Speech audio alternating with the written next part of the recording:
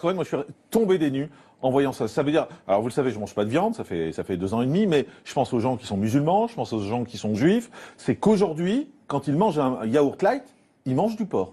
Alors, ils peuvent en manger parce qu'en réalité, on se sert de cette gélatine parce qu'en fait, à partir de la couenne de porc, on fabrique de la gélatine et cette gélatine, justement, quand un produit est allégé, on peut pas lui donner une coagulation normale. Il n'aura jamais la forme d'un yaourt. Donc, pour lui donner la forme d'un yaourt, on va rajouter de la gélatine et en l'occurrence, la gélatine la moins chère, c'est la gélatine de porc. Et donc, pendant des années, tant qu'il n'y avait pas d'obligation légale, on mettait la gélatine, on avait un produit allégé qui tenait, qui était consistant, mais en fait, c'était de la gélatine de porc qui le faisait tenir. Mais on marche sur la tête quand même, excusez-moi, de mettre dans un yaourt de foutre du porc. Enfin, on marche sur la tête. Alors, c'était surtout dégueulasse vis-à-vis des gens qui avaient des contraintes religieuses ou des contraintes alimentaires. Je pense soit aux juifs, soit aux musulmans, soit aux végétariens ou aux végétaliens qui avaient envie de manger un produit et qui en fait découvrent au bout d'un moment que c'est de la gélatine. Ceci étant, sur la pression de beaucoup de gens, on commence à utiliser de la gélatine bovine, mais c'est pas beaucoup mieux. Vous avez un bœuf dans le yaourt et on dit sans arrêt. Vous entendez ce que vous dites? Vous avez un bœuf dans le yaourt, quoi.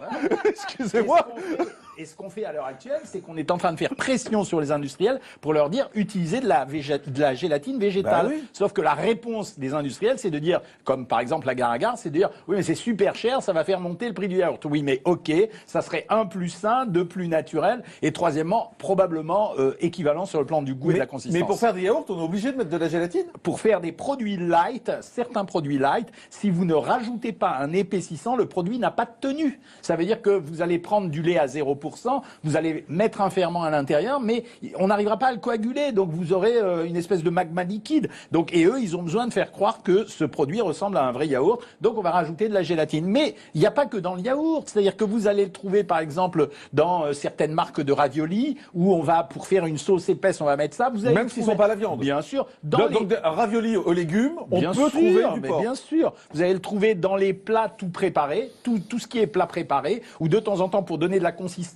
à la sauce parce qu'on n'a pas l'argent pour mettre de la crème fraîche ou pour mettre des produits ou de l'huile ou du beurre, etc. On va rajouter de la gélatine. Donc vous l'avez dans plein de produits. C'est pour ça qu'aujourd'hui, quand vous êtes juif, musulman ou végétarien ou végétalien, vous êtes obligé de regarder sur l'étiquette parce que maintenant, c'est écrit en revanche. Maintenant on est obligé. Il n'y a pas juste écrit gélatine, il y a écrit gélatine de porc. On est obligé gélatine et de préciser l'origine si c'est du beurre, si c'est du porc ou du bœuf. D'accord, mais c'est ou un ou l'autre. De toute façon, quand c'est de la gélatine, à part la gélatine végétale, la Gare-à-Gare qui sera précisée, non, ça peut être que de l'animal. Donc en fait, je découvre moi aujourd'hui que depuis 2 ans et demi, je dis je mange pas de viande, mais dès que je mange un yaourt light, en fait, j'ai pas arrêté de manger du porc. Ouais, et vous donnez une information comme quoi vous êtes au régime puisque vous mangez des produits allégés en même temps.